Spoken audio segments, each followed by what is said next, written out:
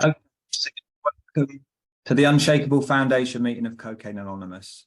This is a main share meeting, and today it's with great pleasure, much gratitude, that I'm welcoming Purdy, all the way from sunny Brighton. He's come to share for around 40 minutes on the topic of hurt people, after which we'll open up for question and answers. Purdy, thanks so much for coming, and with that, it's over to you.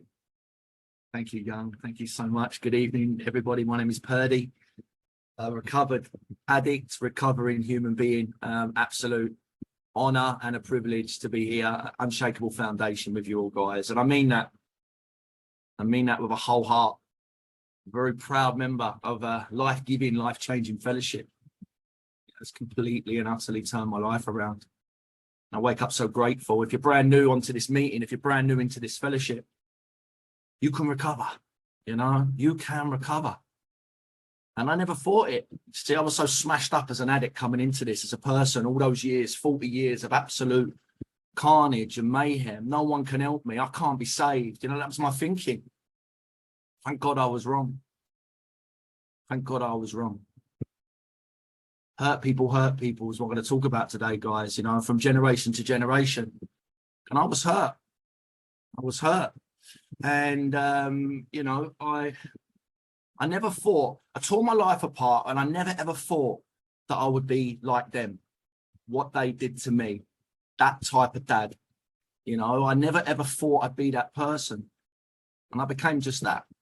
I tore my life apart, like I said, and everybody else is around me, mostly in the pursuit of love. I was a love junkie, and that's what I wanted. But I hunted it externally. Not understanding to live in what this beautiful program teaches you. Teaches you to live in as opposed to the external, the hunt, looking for. So for me, it started off that early days being adopted. I was, my mum was only, 15, bless her.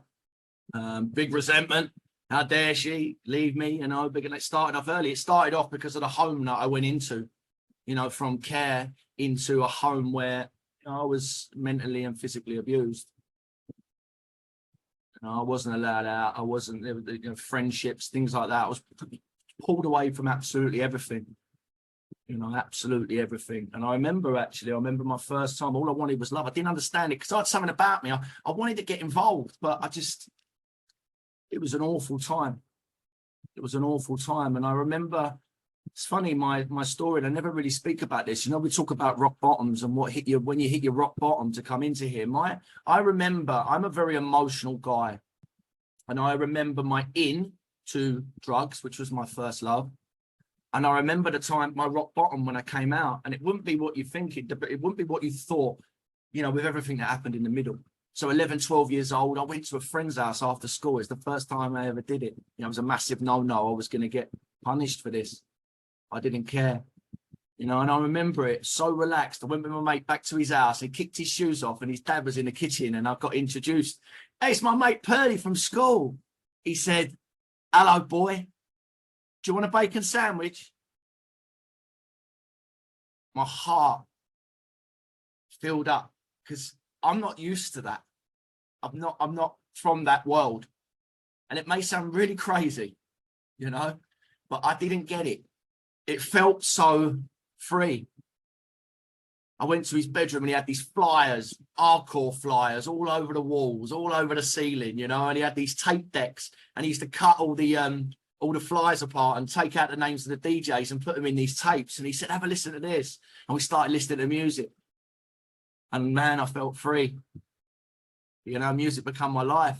You start that process, forging letters, ducking and diving out of school, getting anywhere I can to go to the rave, and wow, it felt beautiful. Started smoking weed, started sucking gas canisters, just that little bit of out of head feeling.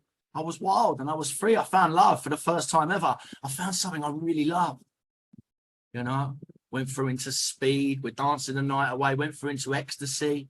And then all of a sudden we're cuddling each other and we're rubbing each other's faces. Man, I loved it. I loved it. But the party doesn't go on forever, I think that's the thing that I never realized is that, drink and drugs disguise themselves as a party. I remember that piano tune. I remember that first time I heard that din, din, din, din, din. You know, you want to touch the sky. You've never been this high. You know, that, I remember it now. I remember the feeling. And oh my God, you know, I wanted that. That's the life I wanted. That's the life I wanted. And I kept going, always searching for that piano tune feeling, that piano tune moment, you know, hunting. But unfortunately, life doesn't, the party doesn't go on, you know, it doesn't go on.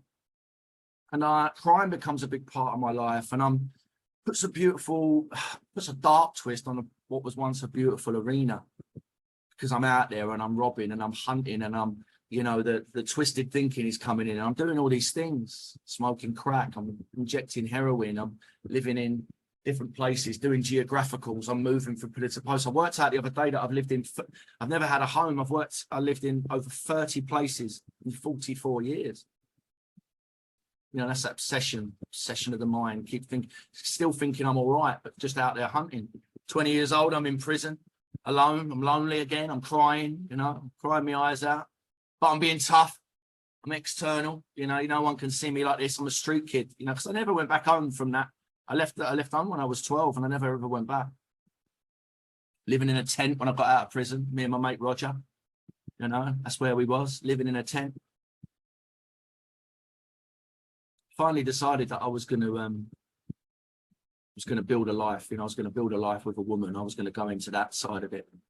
You say hurt people. I didn't realize how hurt I was from the past, how much twisted thinking, how much stuff was going on inside me, how many character defects I had, how many, you know, because you don't know that. And I still, do you know what? I think even till I was probably 40, I never thought drinking drugs was a problem. You know, I never thought it was, I just carried on. I thought it was the way I feel or what had happened to me, you know, and it is in a way. But you learn so much more. So again, I get into a relationship. Oh, sorry, for the first time I get into a relationship, get married, 2 beautiful babies, a 10-year marriage. And I'm a dangerous character because I'm a love junkie and I want love, you know, and the book talks, the beautiful big book talks about a Jekyll and Hyde. And that's that real hurt people, reminds me of that, you know, Dr. Jekyll and Mr. Hyde. And some people would think of that as rage maybe and calm, and it can be a whatever way. But for me, it was, you know, and someone beautifully put it once, and it's so true. I'm the other guy. I'm not the ride or die. Even though I went to prison, I'm not the prison guy. I'm not the guy that's going to let you down. I'm the other guy. I'm the guy that you build your dreams with. I'm the guy that's the captain of the football team. I'm the guy you fall in love with and your family falls in love with and their brothers and sisters fall in love with. And I build this great big network around me of people that care about me and love me. I lay in bed with you, you know, and I stroke your hair and I rub your feet and I tell you everything's going to be all right. And I build all these dreams, you know. I want the fairy tale. I genuinely want it, but I can't live up to it. Because what happens is as my self comes in, as all the stuff starts to transpire, but, you know, I'm needy. You don't love me enough. Things are going to go wrong. It's all going to fuck up again. I'm going to have nothing. And gradually what I do is I burn that kingdom down, burn it to the ground until I'm left feeling alone, all the things. And then I'm almost like, I knew it. It's almost like my senses kick in. I've been here before. I'll get back there. And that starts that journey of building and destroying my life over and over again, you know. And it blows my mind. And it blows my mind that I suddenly find that out when I come into this process. You know, I end up destroying that marriage. I end up with 2 kids. And I remember, you know, my brain won't tell me. Can't differentiate the truth from the false. No matter how bad I want out, I keep going back. Andy's on this meeting. He said the other day in a meeting, it was beautiful. He said, I was always like in 3 states. Do I go home? Do I carry on to the bitter end? Or do I kill myself? And that's like those 3 thoughts all the time, you know, and I end up normally keep going to the bitter end, coming back and dealing with the mess. Bin bags, out of another house, out of another relationship. My little babies banging on the window, crying their eyes out, and me screaming, going, how can you do this to me? Let me. Constant battle, constant fight, tearing down lives around me, promising that I would never be that guy that got treated so badly when I was a kid. No one had ever is ever going to feel like the way I felt. And I'm doing it. I'm living it because hurt people hurt people.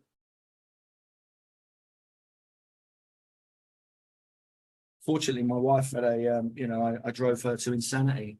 She was a prisoner of my mind and my ways. She was an alcoholic, but I left her lonely, and I left her crippled from my thinking. And she decided that she didn't want to be here anymore. She took herself out of this world. And I wasn't strong enough to deal with my two beautiful babies that, had there she, so full of anger. And I went out there and I tore the world apart. It's all about because suddenly I was indestructible, like nothing. How could this happen? I ended up meeting a stripper. I was going to save her life. I went into another 10-year marriage. I had another two beautiful babies. And the same thing happens again because I'm so sick inside and I don't know it. Drinking drugs. I just keep masking whatever I'm feeling. Keep going to the bitter end. Trying to piece it back together time and time again. Not understanding what's wrong with me. That marriage breaks down. I'm on my own. I'm 40 years old now. I've been doing this for my entire life. I'm so tired, so lonely. You know what I mean? I don't think I'll ever quite remember how lonely I was. Real lonely. In the end, you're doing drugs on your own. One thing that no one ever saw of me was that guy on his own doing drugs, smoking the dog butts, and crying his eyes out, and just crawling around this place till 7, 8 in the morning. They saw the other guy, the wild man, the guy that jumps on the tables and he's the party animal and everyone wants to be around, but they never saw the guy that come home. No one ever saw that. Remember I said at the beginning, I know my in into drugs was a guy offering me a bacon sandwich, and it blew my mind and turned my world around, took me on that journey where I was searching for that feeling externally. And then all of a sudden I get into a position where a friend came round and I was no clothes on, heart was pounding out my chest. It was 7 in the morning. Obviously people were trying to get hold of me and they couldn't. I've been in here for 2 or 3 days and I'm crawling around and I can't talk. I'm so debilitated. I could never do this. I had so much going on up here. I remember like screaming, trying to get the noises out of my head, thinking to myself, I can't take one more thing. I'd feel like my head was going to explode. I'm thinking about the past, the future, everything, everything, what people are thinking. My mind, just a massive washing machine of mess, misery go round. And someone had let themselves into my place. And I remember sort of being on the floor and then they tapped me on the shoulder and I looked up. That horrible, battered mess on the floor. And that was the first time someone had seen me like that. That was my in to CA. Because rock bottoms, my wife died. I went to prison. I've been homeless 3 or 4 times. I lived in a tent. I had so many things. I'd lost my businesses. I'd lost my second marriage. I was 4 kids that were parted. You'd think any one of those would be enough to change your course direction, but we're not as addicts. And my sponsor first said to me when I came into the rooms, you're not a bad person, you're just sick. And how beautiful to learn that and understand that, because I didn't know what was going on. So this person comes into my flat. They see me like this. They say, you've got to get help, mate. You can't be like this. And I phoned CA and spoke to someone. And go on a meeting and see like this. We see these beautiful faces and beautiful people with so much hope, so much honesty, so much, we can come in here and bear all. How beautiful is that? How beautiful is that? I'm so grateful for this. I can't tell you. Inspiring. You're home. If you're brand new on this meeting, guys, you're home. There's a solution in these rooms. I meet a guy, I go on to a meeting in Brixton. And an online meeting. Get a big book, get a sponsor, put your number in the chat. All these things they tell you to do. And people are talking about God and all sorts. And I think, I've got nowhere else to go. It's a last resort. I've got to do this. And I heard someone share, and something happened. I listened to it, and it was just like, I just thought, wow, what's this? I put my number in the chat and a bloke rang me and he said those exact words. He said, I started crying, please help me. Please, the amount of times I prayed to God, didn't believe in God, but the amount of times I prayed to him, please, God help me. Please give me my kids back. Please give me my life back. Please don't let me live out here anymore. Please don't let me, please stop this fight that I'm going through every single day of my life. Please, you can take this away from me. Please. I can't do this no more. I don't want this no more. I've begged to him so many times. And we have a conversation. And he says, what are you doing the next day? And I said, I'm nothing. He says, all right, we're going to do some work. Let me get this book. Get this book put in front of me. You know, step one, honesty. Start having a conversation. You know, admit we were powerless. Life had become unmanageable. Yeah. You know, I learned in those pages. It was beautiful. I learned of a mental obsession, an allergy. You know, totally and utterly disconnected from spiritual. The things I used to do, my mind, the way it used to take over, the situations I'd get myself in, you know, whether it was lying or anything, I've been causing a massive row with whoever to get to there, or just, or once I remember being at I actually got some success in work. I remember one night I was at a black tie dude, and we were out at a restaurant. So I was in a full dicky bar. I went outside, there was a tramp sitting on the thing, and I went and sat with him. I sat down next to him. We got comfortable together, and I ended up leaving that party, which was for me to present that, and ended up going to some bins and smoking some crap with him and staying around his house, and no one could get hold of me. That mental obsession is just, once it's on me, it's on me. Once a little sniff, you know, and it's like, it can be instant. How many times you've been in that situation where you could wire yourself up to a lie detector test? You know, you could have the you know, whoever it is, the CIA, put you on all these monitors, and 10 minutes before I would have passed it. I don't ever want to do this again. I don't ever want to feel that pain. I don't ever want my family to be let down. I don't want ever to see my kids crying again and begging for daddy to come home. And then, that's your point, Purdy. Part one. Bang. Gone. Mental obsession, allergy, triggers. I'm off. I'm off to the races. I can't stop. He ain't the one with a problem, and I learned this for this beautiful program. It ain't cocaine Purdy. It ain't alcoholic Purdy that's got the problem. Once you give him a drink, once you give him a line, he's gone. 1 week, 10 weeks, 4 months. Who knows? It's sober me that's got the problem, right? Why do I keep picking it up? And I know what's going to happen. I can't differentiate the truth from the false. I learn I'm sick in that first part, those first 4 chapters of that book. You know, I did a different process where I looked at a log and loser list, yeah, a drowning man trying to stay afloat, my will, my powerlessness against the unmanageability and the things that I've lost, the ways that I try to keep myself sober, the things that I've done, a list as long as your arm on both sides. You know, again, I spoke earlier about course correction. You know, one of these things would be enough for someone to change their life, but it's not. So I have to smash the idea that I'm like everybody else, the delusion, that lie. I'm everything in that book. I'm Bill. I'm Fred. I'm Jim. I'm the Jaywalker. I said earlier, I'm Dr. Jekyll and Mr. Hyde. Beautiful. These pages come alive. And you see it. There's a solution. It's in there. No half measures. Play full out. Accept spiritual help. What's that all about? And I learned that with enough willingness, enough honesty, enough open-mindedness, I've got a chance. Do you know what? I went through that process, and I loved it. I loved it. It's like I tried everything, and I'm not saying that, you know, therapy and everything, whatever works. For me, it didn't, because I was a liar. You know, I'd spend 60 quid on a therapist for someone else. Yeah, I'll do that.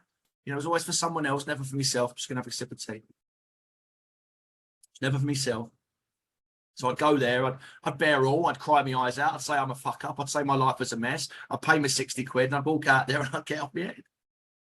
And then the next week I'd go and do the same, but this was different. It was a pathway, 12 steps, you know, and I quite like that. I like that idea.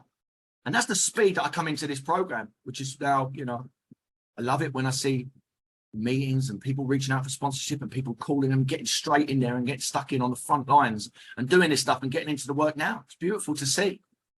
Because I remember at the end of that session going, oh, how do I get a sponsor? And he's like, I am a sponsor. We've just done step 1. Amazing. So now I'm in step 2. Bit of hope, because I need a bit of hope, right? Now I know that I'm powerless and I'm a mess, completely and utterly unmanageable. So I come to believe in a power greater than myself could restore me to sanity. The sanity, the insanity from step 1. Yeah, because lack of power was my dilemma. Deep down in every man and woman, it's the fundamental idea of God, but I had no idea what it was. My first into it was the universe, the metaphysical magnificence. You know, I understood. I just wanted to be. I just wanted to be. I didn't want the noises anymore. I just wanted to be. So my first in was the universe. And that was learned on a meeting. I heard someone talking about it. I said, the stuff I've got is from other people. I've got my story, but that's the beauty of this program, growing daily all the time. More will be revealed. So I'm in this conversation, day 2, day 3, listening to someone sharing about a metaphysical magnificence. Purdy, guess what? You're not the most powerful thing in this planet. Are you willing to believe there might be something more powerful than you in this universe? I think I've got all power, the all-seeing eye. I've got a bird that I'm seeing, an off license down the end of the road, a couple of drug dealers that come around my house. I'm sitting here smoking dog butts. And I think everyone's thinking about me and I'm doing everyone else's thinking. So delusional. I look outside my window and I look out there right now. I look outside my window now. I'm very lucky. I live in Brighton. I live right on the sea. So to the left of me, I see the sea. The sea's very calm at the moment. Sometimes it's rough and it breaks against the stones. But looking to the distance, I can see some black clouds up on the left. It turns to lighter clouds. I go over there and I can still see the orange in the sky. Over there, there's a lake. The way that the sunlight comes through the trees, hits the grass and the grass moves. You know, the way I look into the distance and I can see the trees and I can see the hills. If I was in a different country, I'd see these mountains, forests, beautiful, beautiful pieces of nature, deserts, the seasons that come in, the seasons that go out, the way the weather changes, storms, the thunder, the lightning. Look up and it's raining. You got that beautiful sunshine which lighting up the sky, which glows our skin. It turns to night, it goes night, the stars come out, the moon comes alive, the moon that controls the tides. Past that, the galaxies, the universe, whatever is out there. The earth spins at 1,000 miles an hour around an axis, but because of gravitational pulls, we don't fall off. We breathe in oxygen and nitrogen and component particles that help us to breathe. Guess what? Purdy, there might be something more powerful than you out there. Are you willing to believe? All right, I'll give it a go, you know, and that was my first in. And we have that faith in step 3, made a decision to turn our will and our lives over to the care of God. Our will, our thinking and our motives, my thinking, my motives, my will has to be destroyed. Yeah. And our lives, my actions and my behaviors over to the care of God. The root of our troubles, you know, selfishness, self-centeredness, driven by fear, self-delusion, self-pity. My troubles are my making. You know, I'm an extreme example of self-will run riot. Fire my ass and hire God. We start to connect, you know, and I get that beautiful connection side of it, because actually then I can get quiet. No, everyone's heard my sorries. They're spent. There's nowhere left for me to go. That's how I came into this fellowship. I pissed away anyone that had ever loved me. I destroyed everything that I'd ever touched. And inside, I was a really nice guy still. And in there is that mix of emotions and everything that comes with it, not understanding who or what I am. So do you know what? To get on my knees and to pray to a God I quite didn't understand at the time, you know? Yeah, we're connecting those first 3 parts of the step, in the steps, and then we come into 4. You know, we start to do the stuff that you know, the correction side, and connection to correction, where I correct my life, where I look at it deeper. The courage it takes to come in and have a fearless and searching moral inventory. You know, a moral inventory, morals. What made me feel like that? What? Let's have a look. And I did columns, 5 columns, 4 and 5, actually spiritual principles in 5, looking at the way I could act. You know, because first of all, I started writing that list, and it was, you know, it wasn't quite what I was able to talk about absolutely everything, and it's fine. You do it whichever way you want, but understanding it's a moral inventory, my morals, you know, what that was all about and what that looked like. And that's a big process, that. But I look at it now, you know, it's pen to paper step. It's already happened. It's a beautiful, freeing experience. Absolutely freeing, beautiful experience. The hardest part, picking up that pen, I believe for me, picking up the pen and getting to work. I'll always put it off. I'll put it to the side. I won't get involved. when I actually connect and I start, because otherwise my problems are the size of the world. No one's going to be able to sort me out. I'm crazier than everyone else. No one's had the stuff that's happened to me. There's no way that this can work. You know, me, my thinking, all my stuff. So I write it down, I get it down, and I'm free. You know, I'm free. It's not free then. It's on paper, and it's not in my head. You know, or it's not as much in my head, which is a lovely experience. And then I get to talk about it. You know, that integrity in 5. Get to admit to God, you know, to myself, to another human being, the exact nature of my wrongs. And that's beautiful. It's a beautiful experience. It's the first time ever I've had an opportunity to be honest and actually get it all out, you know, and have someone guide me through that. And it's just this whole process amazes me. The willingness in 6, entirely ready to have God remove all these defects of character. And we start to understand these, look at these defects of character, column 4, you know, all the things that it made me, all the things that I am because of. And I love that, entirely ready. It's sort of with step 7 and the humility, you know, humbly asking to remove all my shortcomings. When I get down and do my step 7 prayer, I think very important that I remember step 6. I don't just read off a step 7 prayer. You know, I go back to 6. I'm entirely ready for God to remove all these defects of character because I don't want them. I can't run my life on my thinking. That's proven. So in step 7, I get to, you know, I get to remove those shortcomings and do that work. And then we get into the love step. And 8, made a list of all the people that we'd harmed and become willing to make an amends. And that was I was so connected to the steps then, guys, you know, and for me, it was just, I'd already written them down in 4. I knew my harms. I knew who I wanted to speak to. Now, there was a variation of different parts in that. People that weren't around anymore, people that I could say, you know, harmed me more than I harmed them. But still, I had this feeling, you know, I'm trying to live in 5. I'm living in the principles. What could I do? How could I change? Because I don't want to be the person I was anymore. Biggest one for me was my wife's mum and dad. How do I write a letter? How do I make a phone call? How do I go around and see? How do I approach my dead wife's mum and dad and tell them how sorry I am for what happened to their little girl? And that's heavy. Poor me, huh? Heavy. What about them? So I find that courage, you know, I find that courage to go out there and do that amends. And the most beautiful thing happened. You know, they spoke to me and they said, it's okay. You were young. She had problems. It's all in the past.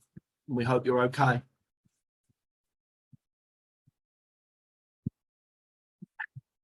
Blew my mind because I felt very different. I remember being in a shop when I took the call, and I stood in the I was buying a chocolate bar, and I stood in the aisle. Come on, start that up.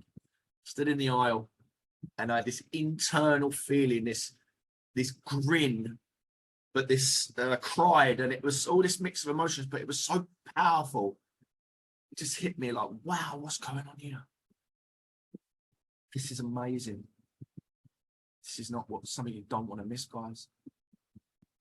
When we get into those last 3 steps, you know, the direction side, we look at that discipline in 10, you know, continuing to take personal inventory, check yourself before you wreck yourself. When I'm wrong, admit it, you know, deal with it there and then. I sort of learn now to deal with them in the moment. Sometimes, you know, I'm on a meeting, sometimes my screen will go off. Where did you go? I go, just go away for a second. Because I do it instantly. I didn't. When I first came into this, I saved them all up. I saved them all up for the end of the day. When I was doing writing my step 11, really. Looking at my day, you know, but you learn. room, and all of a sudden I get it. Now it's instant. It reminds me of like the Matrix, you know, when those bullets come in and it sort of slow-mo moves. I can see it, I can feel myself going, hold on, your will, God's will, stop, pause, come away, deal with it, right? You know, it's a beautiful process. Absolutely beautiful process. Not carrying that stuff around with you anymore. You know? Cease fighting anyone or anything. That's a big one. And that's it's been tested at times, been tested in fellowship a few times. You know? But it's getting better. It's getting easier. It's getting easier to pray, to meditate, to get quiet, to hear and see these things as they approach and be able to deal with them. Thank God. I haven't got these voices and these noises going around in my mind. Step 11, awareness, and sort through prayer and meditation to improve my conscious contact with God. I can see with my eyes closed. If I shut up, I can actually hear. And that process I just find incredibly gorgeous. I love it. I love that feeling. I love getting quiet. I love letting the spirit in. I love the feelings. I love the, you know, the waves that go through my body, the emotions that I feel, the answers I receive, you know, and just that in its entirety, that rebirth feeling when I open my eyes and it's like I can see everything so much more clearly. Wasn't like that at first. That's why it's at step 11. You know, if you're brand new into this, God, just keep practicing it, keep doing it, keep going. I'm nowhere near where I can get to. I'm absolutely sure, but I'm better than I was. And that's the beautiful thing about this program. Keep doing the right things every single day. 2 weeks off a year, you know, and that blows my mind. That blows my mind.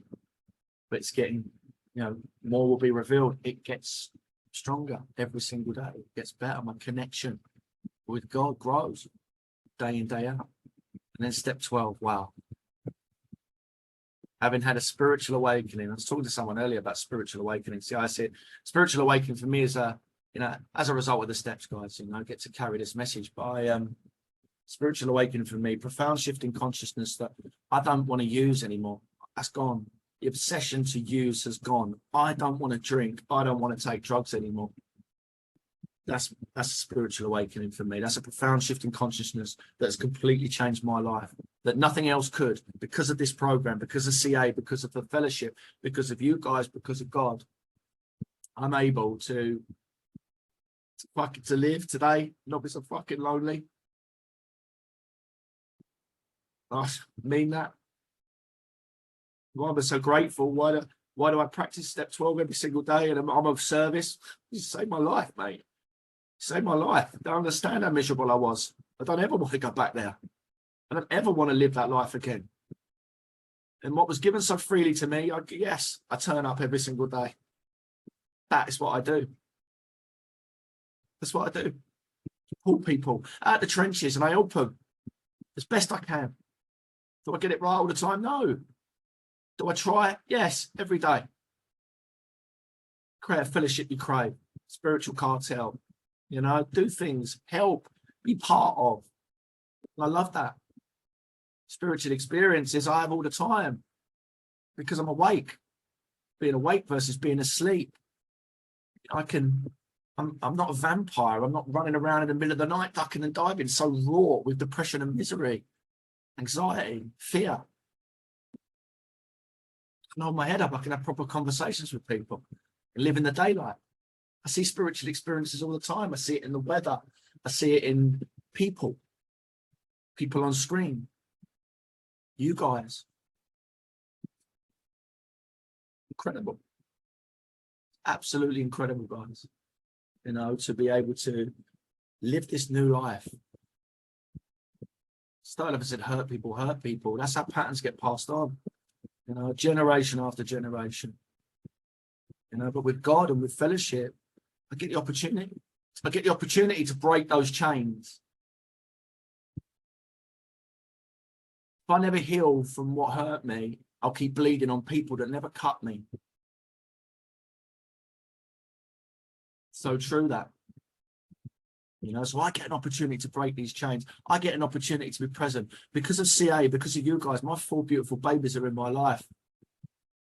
And I'm not living externally. I'm not on Facebook posting stuff. You know, I remember before I was like, you know, everything went on Facebook. If I was sitting in my BMW, I'd get it at a certain angle so that you could see the label, so you could see my dashboard, and I put that on Facebook. I'm constantly on Facebook, living externally, not internally, you know, trying to validate, going on holiday, getting in boats and taking pictures at just the right angle. And kids, come over here. I just want me to build a sandcastle with them.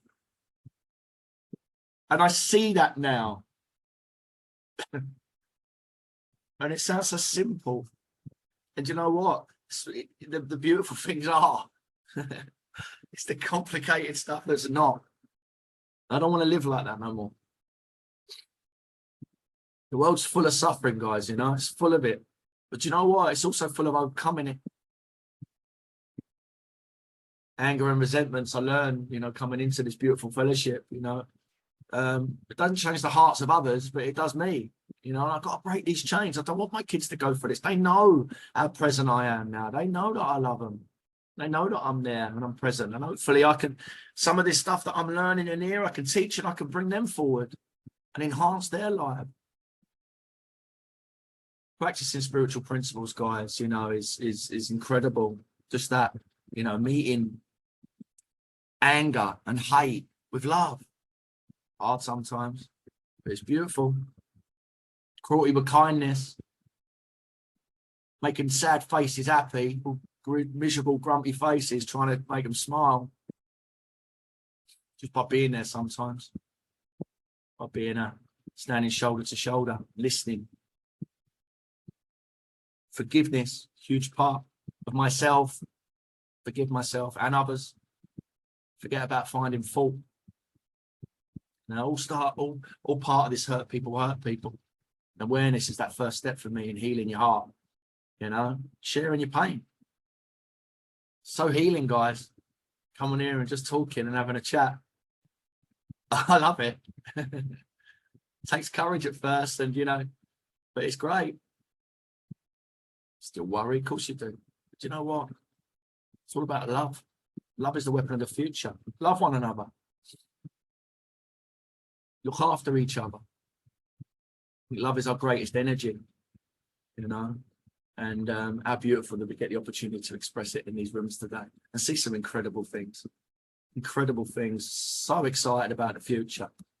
I always finish on a little, thank you so much, guys, by the way. I just, I've loved being on here. I'm going to finish off with a little poem because you know, I write a few poems now, but I like to talk about it. It's a 12-step poem. But I just want to say that I really, really appreciate you guys. If you are brand new on this meeting, stick around. There is a solution. Pick up a big book, grab a number out the chat, speak to a sponsor, get into the work and work on it like your life depends on it. Because if you're like me, it does. Your past is not your future unless you live in it. Don't want to live that life no more. I don't want to live that life no more. Get involved, get in, come all the way in, sit all the way down, as someone says. Lean in, be part of. It's a beautiful experience. Okay, guys, never before could I understand what was going on inside me, the mess, carnage, chaos, rage, when all I wanted was to be tidy, ripped apart in the struggle with no one to guide me. Was this it? Am I dead as my soul left my body? Step one, I'm powerless. Why is it taking all this to remind me? Did I forget all the pain and the suffering and that I'm not free? My kingdoms, they were built and then they were burned down around me. Please not again. This ain't normal. This is sick me. But sick me is me. Same roots, just the wrong tree. New branches and leaves must be grown to revive me. But I'm scared. Is there a God? So I get down on one knee. Of course I'm here. Step two, let me guide thee. Relieve me from self. Please, God, help me to walk with love in my heart and peace. This is step three. I'm not sure how many times in this rhyme that I've said me, but with God and this fellowship, switch that me to we. Because we stand together on the shoulder of giants. Never before have I felt such love and defiance, unity, connection, and strength with one breath. Now I walk through the valley of the shadow of death. I'm in, God is with me, and you soldiers of war of life struggles, and I'm into step four. Resentments and regrets from a life lived before. Dig deep, my friend, because I know it feels sore. These cuts and these memories, I know that they're raw, and I know it feels strange. We ain't been here before, but God is now with you. You're in the right place. Work hard, be true, release and feel grace.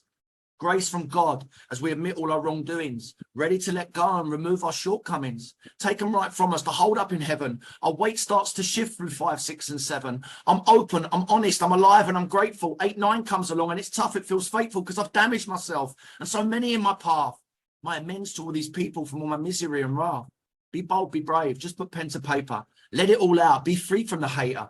You'll quickly find out, and this much is true, they'll forgive and they'll forget the hate's inside you. Be open, be honest, and explain to those years. And you were sorry and caught up in addiction and fears. What could I have done different? What could I have said? Lay it all out, man. Put it to bed. Keep an inventory daily and keep a check on yourself. When you're wrong, just admit it. Take care of your health. Step 10 lets us live there. Step 10 keeps things right. For you to succeed, you've got to fight and take flight. But never forget to drop down on your knees, meditate. From 11, stay present, stay free. Your connection with God is a power within, free from all self-loathing, sickness and sin. Take yourself in the triangle. There's no going back. Unity, service and recovery will keep you on track. Now you're into step 12. You're alive. You're awake. Your life is so bright and it's no longer fake. So get out there and help people. Give back men some souls. This is your path now. These are your goals. A new beginning, a fresh start where your heart now thrives. Get out there and help people. Go save people's lives. I'll finish it here now with me turn to we. A breakdown of self and a mind that sits free. Thank God, thank my sponsor, and thank all that I meet. I'm happy inside now. I'm back on my feet. Young, I love you, brother, and thank you so much for letting me share. Trust God, clean house, help others. It's my... First up, Des, please come on in. Thanks, Young. Thanks for hosting the meeting, everyone behind the scenes that makes this beautiful meeting possible. I'm Des, very grateful, alcoholic addict. Wow, Purdy, man, that was just blew me away, especially what you finished with there, fella. On fire, mate. Boom shakala. Yeah, the question I've got, you mentioned the apologies about the traffic. You mentioned the log and loser list in your share. When you've done that list, what was your yet that you hadn't yet done, or basically kind of what is that yet that basically kind of that you filled in at the bottom when you basically done that? So am I on? Am I off? I am. Thanks, Des. Good to see you, brother. Thanks for coming in, mate. That I just remember, for me, I just remember it as being just overpowering. I look at the things that were on there, you know, and it was just, so there's two parts: that admitting powerless and obviously life is unmanageable. And there's that list, you know, and I think it's, for me, it's just to understand there were so many and it hit me so hard. It actually smashed me around the chops. What have I, resolutions, oaths, promises, contracts, controlled using, you know, getting a dog, getting a pet, counseling, therapy, group therapy, war stories, fear, horror, willpower, you know, poetry, yesterday's positive affirmations and thinking, you know, just money, no money, pain, suffering. I'll use when I'm sad. I'll use when I'm happy. You know, if I've got no money, if I've got money, I'll spread the cash and I'm Keiko and I'm loving everybody and everyone's having a good. If I've got no money, I'll rob, I'll beg, I'll borrow, I'll steal, I'll cheat, I'll do whatever I can to get the money. Guilt, shame, remorse, you know, jail, incarceration, you know, just good reasons to stop.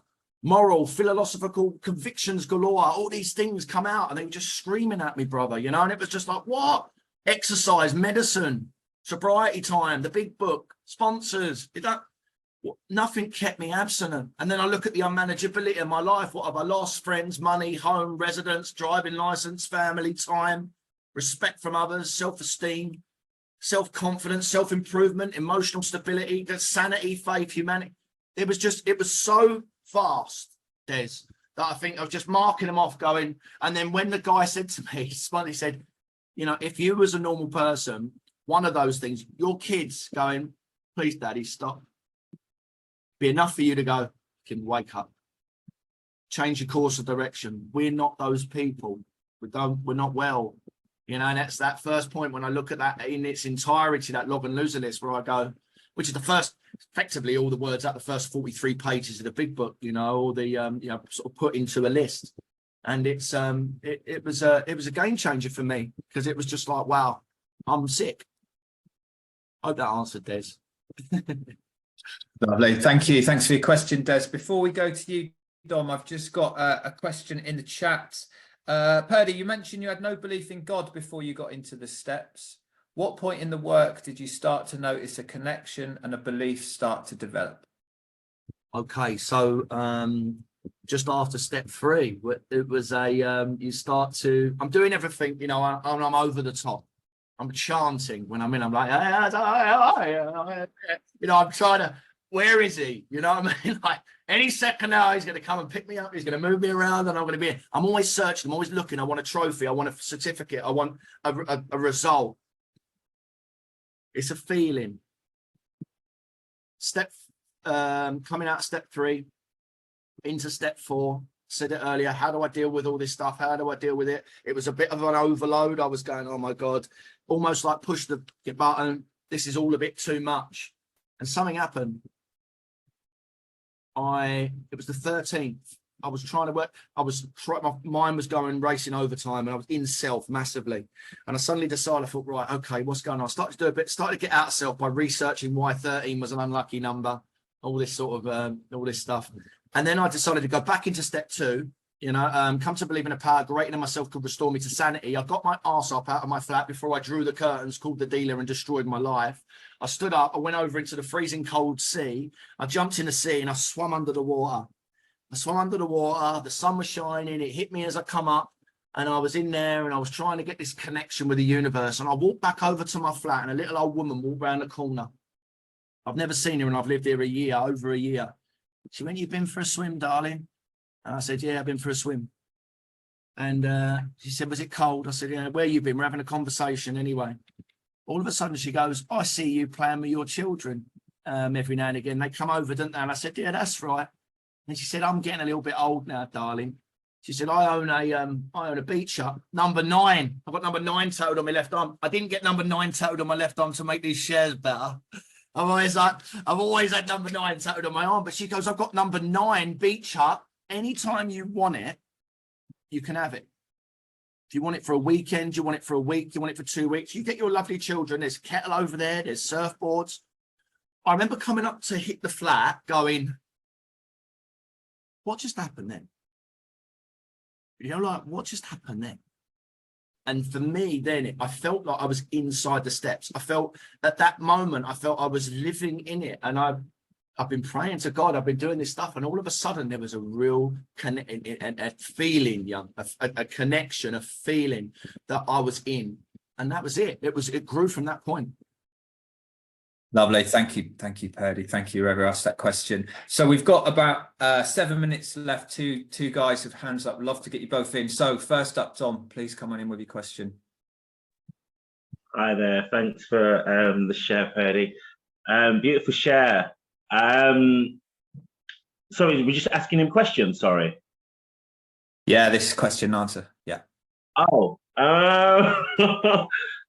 I can't think of a question. I just thanks for your share. It was amazing, and Mike dropped on the poetry at the end. Amazing. If it's questions, let me just quickly ask you a quick question. You wrote that poem on your own, right?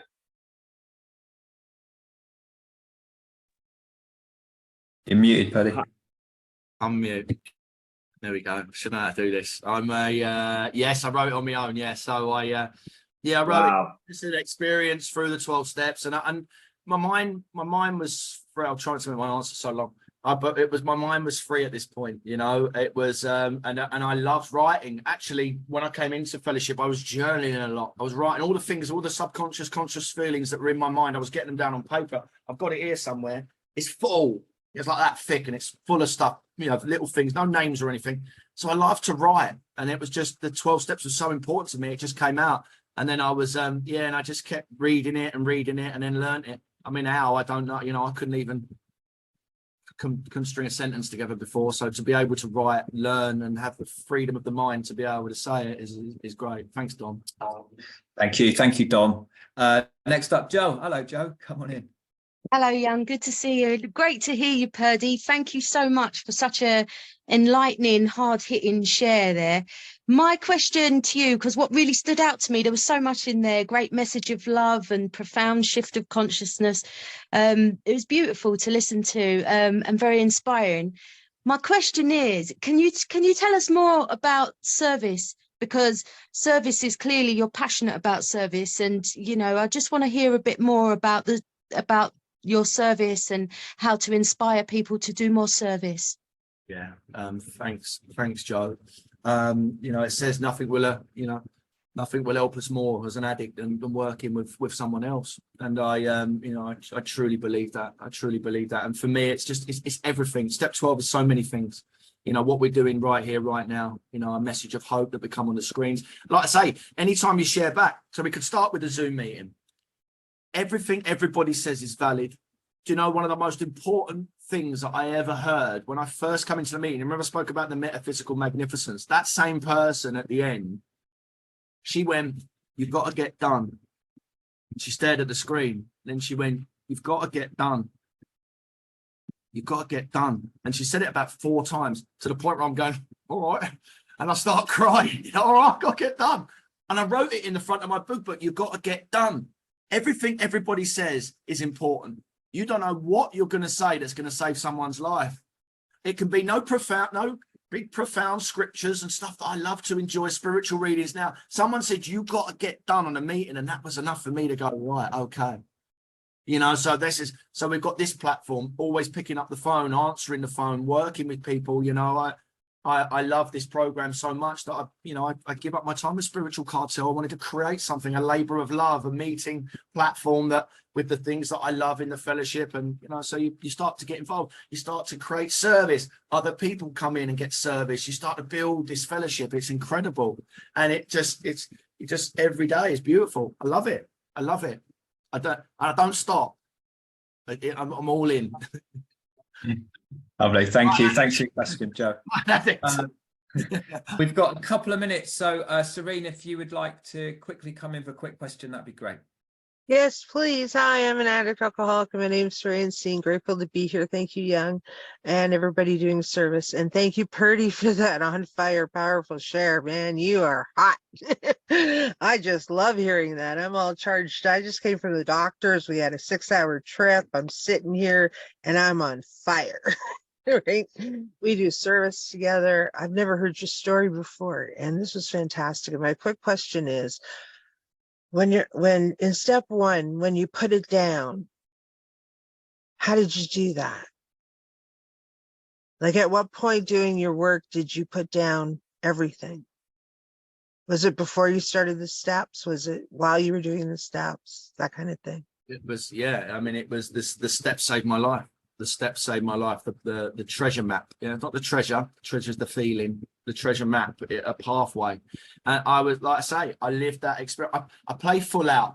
You know, I didn't. You know, it's writing a grateful list, writing it. You know, I mean, I think I read the big book about 4 times in the first week. Didn't understand a word that was in it. I was recovering. It was just trying to absorb everything everyone said. I was in. So I lived and breathed through the steps. It was the steps that saved my life.